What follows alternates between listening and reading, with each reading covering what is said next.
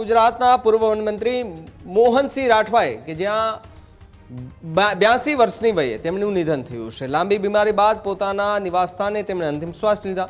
છોટાઉદેપુર જિલ્લામાં શોકની લાગણી પ્રસરી ગઈ છે, જ્યારે આદિવાસી સમાજના દિગ્ગજ નેતાઓ કે જે અશ્રુભીની વિદાય આપી રહ્યા છે। પાવીજેતપુરના બજારો સ્વયંભૂ બંધ રાખી શ્રદ્ધાંજલિ આપવામાં આવી હતી। અંતિમ યાત્રામાં મોટી સંખ્યામાં લોકો અને રાજકીય આગેવાનો જોડાયા, જ્યારે મોહનસિંહ રાઠવા 10 વખત ધારાસભ્ય રહી ચૂક્યા છે અને ગુજરાતના સૌથી વધુ વખત ધારાસભ્ય રહેનારા નેતાઓમાં તેમને સ્થાન મળ્યું છે।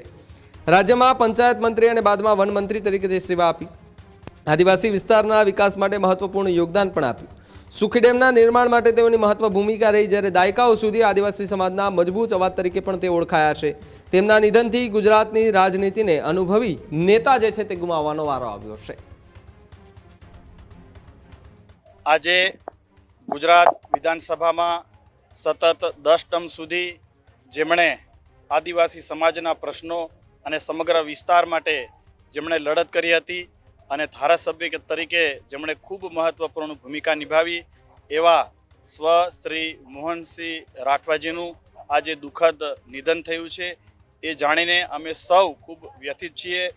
જેમણે સતત આ વિસ્તારના લોકો માટે એ શિક્ષણની બાબત હોય, ગરીબોની બાબત હોય, આદિવાસીની બાબત હોય, શિક્ષણની બાબત હોય કે સમગ્ર રીતે આઝાદી પછી આ વિસ્તારને વિકાસની દ્રષ્ટિએ નવી ઊંચાઈ પર લઈ જવા માટે જેમનું યોગદાન આ હર હંમેશ તરીકે અમે યાદ રાખીશું। એવા શ્રી મોહનસિંહ રાઠવાએ આ વિસ્તારને અપ્રતિમ નેતૃત્વ પૂરું પાડ્યું છે। મોહનસિંહભાઈ મારા વ્યક્તિગત રીતે જોવા જવું તો મોહનસિંહભાઈ રાઠવા મારા રાજકીય ગુરુ છે અને રાજકીય ગુરુ હતા અને મને 5 ટર્મ સુધી લોકસભાની અંદર પાર્લામેન્ટમાં મોકલ્યા અને એની સાથે સાથે મને ભારત સરકારમાં રેલવેના રાજ્યમંત્રી બનવામાં પણ તેમનો મોટો ફાળો છે। એવા મોહનસિંહભાઈ અમારા રાજકીય ક્ષેત્રને ખૂબ આગળ ધપાવવા માટે અને અમારા જેવા નવજુવાન તે વખતના આગેવાનોને આગળ લાવી અને પાર્લામેન્ટની અંદર પહોંચાડ્યા। એટલું જ નહીં, અને સાથે સાથે મોહનસિંહભાઈ રાઠવા એ અમારા મોભી હતા। અમારો સુખરામભાઈ રાઠવા કમાડ પાવીજેતપુર તાલુકાના ધારાસભ્ય હતા એ વખતે મોહનસિંહભાઈ પોતે સુખરામભાઈ પોતે એ સાથે અમે લોકો 3 ધારાસભ્યો 2 અને હું પાર્લામેન્ટનો મેમ્બર એમ કહીને આદિવાસી સમાજની અંદર ખૂબ સારી એવી ટીમ બનાવીને આ વિસ્તારના આદિવાસી વિસ્તારના લોકોની ખૂબ સારી સેવા કરી। લોકો અમને એક સમય એવું કહેતા હતા કે આ રાઠવા ત્રિપુટી છે। ગુજરાત વિધાનસભાની અંદર સૌથી વધારે સમય ધારાસભ્ય તરીકે સેવા આપનાર અને છોટાઉદેપુર, વડોદરા અને આદિવાસી સમાજની અંદર મસીહા તરીકે પણ જેમનું નામ પ્રસિદ્ધ છે એવા સ્વર્ગસ્થ મોહનસિંહભાઈ રાઠવા આપણી વચ્ચે રહ્યા નથી।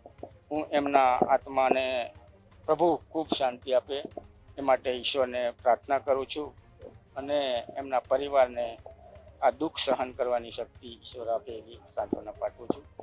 અને એમનો આ આદિવાસી રતન હતું અને આ રતન આ સમાજને ખૂબ સુખી કર્યા છે। સમાજને અને આ વિસ્તારને એક વિશ્વના નકશાની અંદર પ્રસ્થાપિત કર્યા છે। હું એમના આત્માને વંદન કરું છું। આદિવાસી સમાજને ખૂબ મોટી ખોટ છે।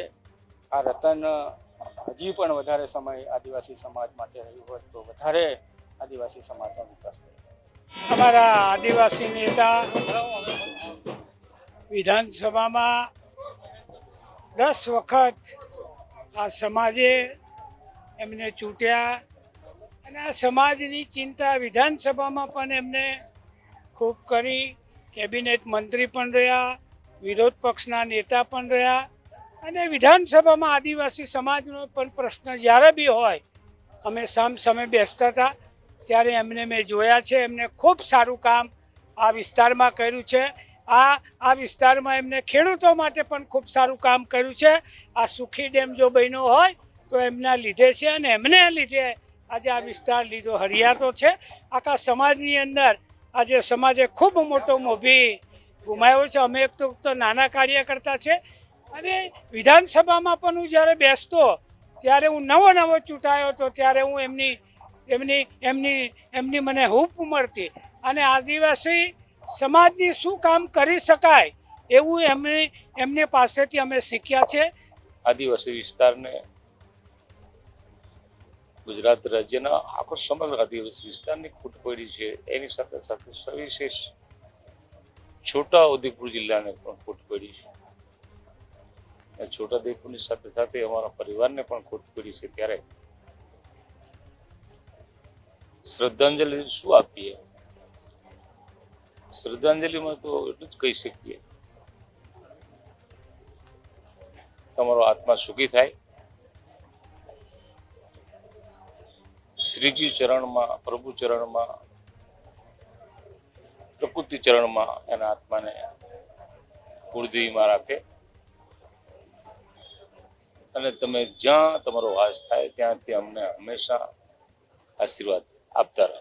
ખેડૂત ભાઈઓ છે ખેતરમાં ડ્રોન ઉડાવતા હોય છે ત્યારે આપને એક પ્રશ્ન સતાવતો હોય છે કે જે આપણે અત્યાર સુધી જીપીએસ ટેકનોલોજીવાળા ડ્રોન વાપર્યા છે, જેથી કરીને મોબાઈલ ટાવર છે અથવા તો હાઈ ટેન્શન લાઇન પસાર થતી હોય, કોઈ વૃક્ષો હોય, ત્યારે જે જીપીએસ ટેકનોલોજીવાળા ડ્રોન છે એમાં ટકરાય અને ટ્રેસ થાય છે. પણ એગ્રીઓન લાવ્યું છે GNSS ટેકનોલોજી ડ્રોન, જેથી કરીને એ ડ્રોન છે એ કોઈ જગ્યાએ ટકરાય નહીં, પોતાની રીતે જ ડિસિઝન લે છે અને મૂવ થઈ જાય છે, જેથી કરીને GNSS ટેકનોલોજી ડ્રોન છે એ વાપરવાનો આગ્રહ રાખો. અત્યારે જ ન્યૂઝરૂમ ગુજરાતની યુટ્યુબ ચેનલને સબસ્ક્રાઇબ કરો અને ઇન્સ્ટાગ્રામ અને ફેસબુક પર ફોલો કરો. અપડેટ રહો, સત્યની સાથે રહો.